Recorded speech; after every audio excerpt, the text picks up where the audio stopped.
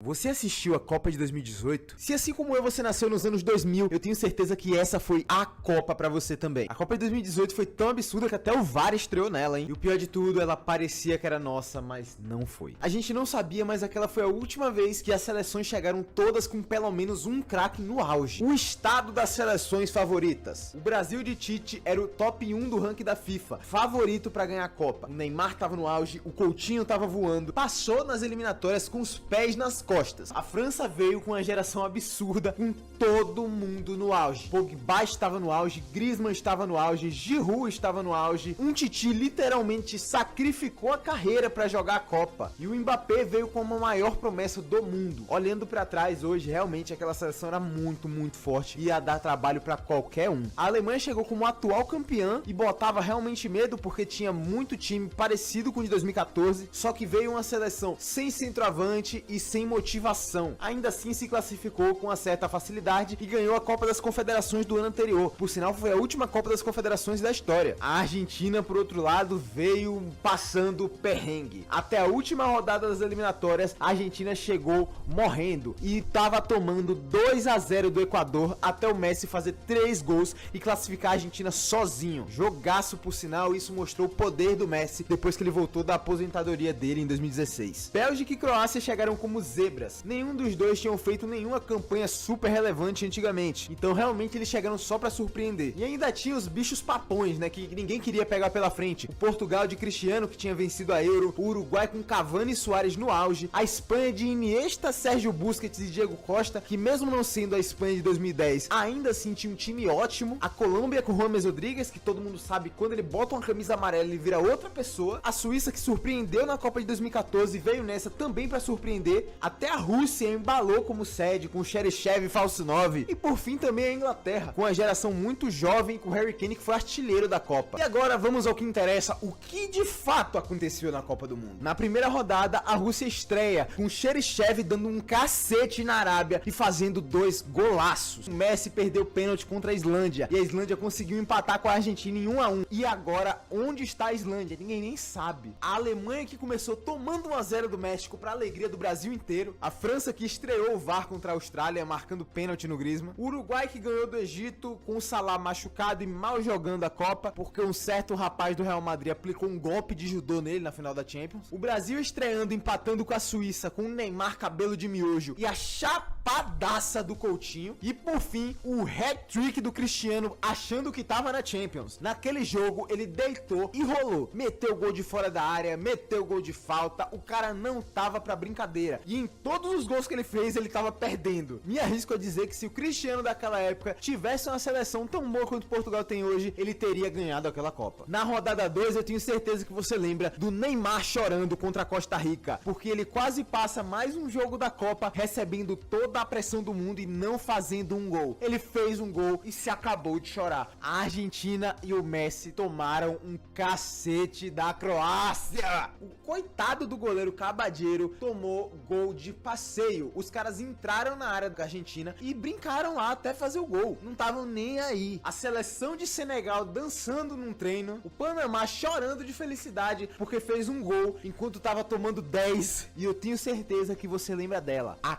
capivara do Hexa. Pois é, até as quartas de final, todos os grupos do WhatsApp do Brasil estavam mandando um pro outro a capivara do Hexa. Coitado do Harry Kane, virou artilheiro só fazendo gol contra o Panamá e Tunísia. Mas vamos chegar aqui agora no jogo que foi o melhor da segunda rodada da Copa. Suécia e Alemanha estavam empatando em 1-1. Se eles empatassem, a Alemanha ia chegar morta pro terceiro jogo, porque a Suécia havia ganhado o primeiro e a Alemanha tinha perdido. Então, se a Alemanha empata aquele jogo, não existia chance deles passarem, mesmo ganhando o terceiro jogo. E numa falta perto da área, Toni Kroos anota um golaço com assistência do Royce. Pois é, né? Um gol de falta com assistência, que estranho, aconteceu. E eu lembro só da narração absurda da Globo naquela época, realmente era outro nível. Pois é, essa coisa foi toda em vão, porque na rodada 3 a Alemanha foi eliminada. Tomou 2-0 da Coreia do Sul, com o som brilhando e mostrando que a zica do Bolívia é potente. Pra quem não lembra, lembra, o Desimpedidos fez uma entrevista com Thomas Miller e o Bolívia do Desimpedidos deu uma cueca pro Miller. Cueca essa que ele tinha usado num ritual pra Alemanha ser eliminada na Copa. E funcionou. A Alemanha com Neuer, Toni Kroos, Boateng, Ozil foi eliminada pra Coreia. Brasil deu um cacete na Sérvia, com Coutinho jogando muito naquele jogo e Paulinho e Thiago Silva marcando os gols. E olha que o Gabriel Jesus não tinha feito nenhum gol na Copa ainda, hein? Senegal sendo eliminada pro Japão por conta dos cartões amarelos. Sim, esse era o último critério de desclassificação. Eles tinham empatado em tudo e porque Senegal tomou mais amarelos que o Japão passou de fase. Absurdo. E por fim, o Messi classificando a Argentina para as oitavas de final, jogando sozinho. Esse foi o jogo do Messi naquela Copa. Jogou muito contra a Nigéria, fez gol e passou para a próxima fase. Parabéns à Argentina. E para quem não lembra, foi nesse jogo que surgiu o meme do Maradona ficando maluco, certo? Antes do mata-mata, eu quero pontuar algumas opiniões que eu lembro da época. Eu também julgava muito, até pouco tempo atrás, o motivo da ausência do Douglas Costa. Mas pra quem não lembra, como eu também não lembrava, o Douglas Costa se lesionou entre o jogo da Costa Rica e o jogo da Sérvia na fase de grupos da Copa. E por isso ele não participa nem do jogo da Sérvia, nem das oitavas de final. E aí o Tite manteve o William contra o México, porque não tinha como usar o Douglas Costa, e o William fez o melhor jogo da vida dele, o que justifica a titularidade dele contra a Bélgica. O Firmino realmente merecia titularidade. Gabriel Jesus estava fazendo uma péssima Copa, apagadíssimo. Firmino já tinha feito o que ele sabia fazer, tinha melhorado muito o jogo do Brasil sempre que entrava, mas o Tite infelizmente não sabia usar ele e ficava usando como jogador de segundo tempo. E como todo mundo aqui sabe que o Brasil vai ser eliminado, eu também tenho que dar minha opinião sobre a eliminação. O Marcelo de titular é impossível. Muito mais responsável pela derrota, até mais do que o Fernandinho. Até porque o Fernandinho fez um gol contra que qualquer jogador poderia ter feito. O Marcelo fez uma péssima Copa, muito inferior ao Felipe Luiz, que fez 2 ótimos jogos contra a Sérvia e México. E agora, depois de eu tirar isso do meu coração, vamos para as oitavas de final. A Rússia elimina a Espanha nos pênaltis. Espanha que tinha Iniesta, Busquets, Sérgio Ramos e De Gea no auge. A Croácia passa da Dinamarca também nos pênaltis. Um destaque ao goleiro Subasic, que quebrou o recorde de goleiro que mais defendeu pênaltis na história das Copas, em uma edição. Portugal caiu pro Uruguai com Cavani fazendo 2 golaços e jogando sozinho. E quando eu disse que o Cristiano poderia ter feito um gol de pênalti contra o Irã e pega um caminho mais fácil, eu tô falando sério, porque se eles passassem em primeiro, tinha pegado a Rússia e não tinha caído pro Uruguai. Brasil venceu o México por 2-0 com Neymar e Firmino marcando e com destaque pro jogaço do William. Foi o melhor jogador daquele jogo sem dúvida nenhuma. Bateram no Neymar o jogo inteiro. Firmino faz a comemoração imitando o Kiko chorando e o Casemiro toma amarelo e é suspenso pro jogo seguinte contra a Bélgica. A Bélgica tomou um sufocaço do Japão. Realmente o Naruto não tava pra brincadeira, porque os caras conseguiram segurar a Bélgica até o final e tomaram um gol numa infelicidade no fim do jogo. Colômbia de James Rodrigues no auge caiu nos pênaltis contra a Inglaterra, com o Pickford goleirão fazendo o melhor jogo da sua vida. E por fim, o melhor jogo da Copa, França e Argentina. Pois é, né? Mais uma Copa onde eles fazem o melhor jogo. Mbappé aparece no mundo inteiro, não só como grande promessa, mas como o jogador mais rápido do mundo. E acontece aquele tweet do Cossielo que vamos esquecer. O Di Maria se esforçou pra Argentina conseguir chegar lá. O Agüero fez um gol muito tarde, mas a França não tava pra brincadeira. E o Pavard fez o gol mais bonito da Copa e anotou uma pintura. Agora as quartas de final. Luis Soares sumiu contra a França. O Cavani fez muita falta porque se lesionou no jogo contra Portugal e o Muslera tomou um frangaço. Dito isso, França ainda anotou mais um gol e fez 2-0 no Uruguai. A Suécia se esforçou muito, mas Pickford tava no melhor dia dele. De novo, né? E a Inglaterra passou com gols de Maguire, aquele Maguire e Dele Alli. Rússia e Croácia não eram o confronto mais interessante daquela Copa, mas surpreenderam mesmo assim. O falso 9, porque jogava com a 6, Cheryshev, anotou mais um golaço para abrir o placar contra a Croácia. Mas a Croácia simplesmente levou para os pênaltis de novo e passou de fase. E por fim, o jogo que todo mundo quer esquecer. O jogo que eu não deveria nem citar aqui, porque nem é importante, aconteceu nada. Pois é, em Brasil e Bélgica, o Fernandinho entra como titular no lugar do Casemiro, faz um gol contra, o que abaixa muito a moral contra o Brasil. O De Bruyne, vendo isso, recebe uma bola do Lukaku e acerta um míssil no canto. Míssil esse que todo mundo na época dizia que o Cássio ia pegar. O Cássio, com 30 e todos anos, ia pegar aquela bola no canto, que o Alisson não pegou.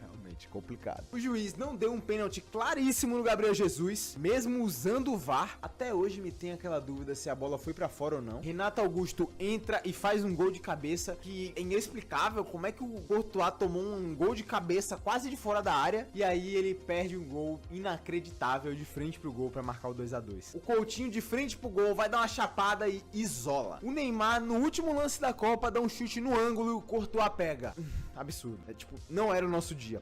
Não era o nosso dia de jeito nenhum. E aí, é isso. Brasil eliminado pra Bélgica. É, complicado. E nas semis, a Bélgica e a França tinham tudo pra ser uma final antecipada. Mas tudo que nos entregaram foi um jogo feio e xoxo. Mas teve um lance memorável. No gol que o Umtiti faz de escanteio, o Mbappé ficou rondando o Courtois pra desconcentrar ele na jogada. E aquilo funciona. Tipo, ninguém lembra desse lance, mas foi genial. E funcionou. Dito isso, França tá na final. E aí, meus amigos, Inglaterra e Croácia, esse jogo sim foi digno de semi de Copa. A Inglaterra começa abrindo o placar com Trippier de falta, que é sempre um gol lindo de se ver. Aos 68, Perisic faz meio um voleio estranho, um golpe de karatê pra cima da Inglaterra e empata o jogo. E mais uma vez a Croácia vai pra prorrogação, completando sua terceira prorrogação seguida, que faz a Croácia matematicamente ter jogado um jogo a mais do que todo mundo na Copa. E aos 109 minutos, Mandzukic deu seu último brilho a nível futebol mundial e virou o jogo pra Croácia. Pois é, França e Croácia na final. Na disputa de terceiro lugar, Inglaterra e Bélgica seriam uma final pra muita gente, mas pra Bélgica realmente era. E eles ganharam da Inglaterra de novo com gols de Meunier e Hazard. Kane foi artilheiro com 6 gols, Courtois foi eleito o melhor goleiro da Copa, merecidaçamente. Mas de verdade, esse jogo não importa muito. O que importa mesmo é que a Bélgica, por ter ganhado do Brasil e da Inglaterra, 2 vezes da Inglaterra por sinal, voltou pro seu país sem a taça e ainda assim como heróis de guerra. Festa em praça pública e DJ Hazard como herói do país. Muito bonito e virou meme na época. Eu lembro que todo vídeo do PES 1000 Grau tinha um DJ Hazard. E na final tivemos gol contra de Mandzukic no início abrindo o placar, Perisic empatando com um chutaço e aí no VAR mais um pênalti pra França. Bola na mão do Perisic e gol do Griezmann. E aí o Pogba e o Mbappé fizeram o terceiro e o quarto da França. Mas no fim do jogo o Lloris entrega um gol pro Mandzukic e anotou mais um gol dele na Copa. Uma falha péssima. O Giroud joga a Copa inteira como centroavante da França sem dar um chute no gol e a França é campeã. Ronaldinho invadiu a final. Essa era a Copa onde os youtubers estavam no centro da atenção. E eu tô falando de todo mundo. O Cossielo, antes da treta do jogo do Mbappé, tava em todo lugar patrocinado pela Adidas e fazendo desafio a rodo. O Inutilismo, o Igão, que ainda tava começando. O Desimpedidos, cara, o trabalho que o Desimpedidos fez na Copa de 2018 foi inacreditável. Eles faziam a gente viver o torneio mesmo estando em Nova Iguaçu. Até o Felipe Neto tava fazendo música com a Copa. E o Felipe Neto na época era youtuber de criança, ele não tinha nada a ver com futebol. Foi também a Copa do Fute Paródias, que na época estava no auge, porque até hoje, com 20 e tantos anos, quando eu ouço Meio e Abusada, eu lembro do jogo contra o México. E ao vivo e a cores quando fomos eliminados. Canarinho Pistola, que era até página de Instagram e tinha milhares de seguidores, mais de 100 mil, pra você ver como era fácil engajar com a Copa do Mundo na época. Tite caindo, dente do Firmino, Neymar rolando, Gabriel Jesus pintando a rua, russo brasileiro que parecia Samara de O Chamado, Ryan Santos trocando camisa com russos,